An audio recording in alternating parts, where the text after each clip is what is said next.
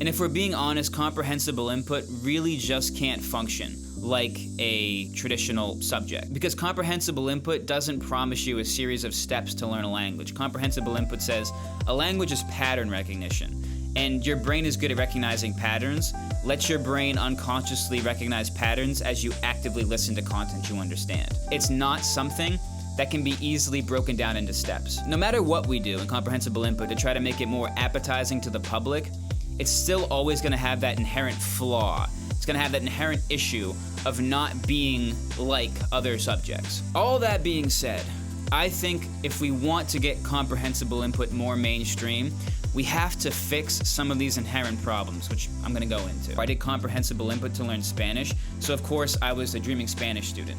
And Dreaming Spanish does a great job of kind of onboarding you into what feels a little bit more traditional, which is basically recommending you videos to watch every day, giving you a place to track your hours. But for now, that's only for Spanish.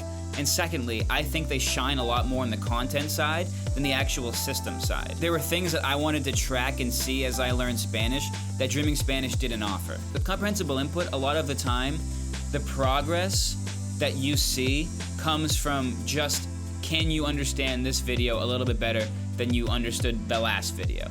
And that's kind of how we track progress in comprehensible input if we're not given external validation markers. I personally wanted to see my comprehension grow over time. I wanted to see kind of more statistics, charts, graphs, achievements, notifications, goals, streaks.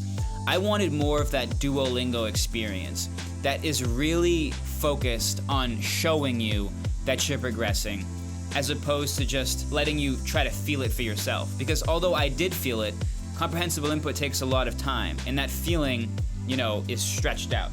You don't really feel it right away.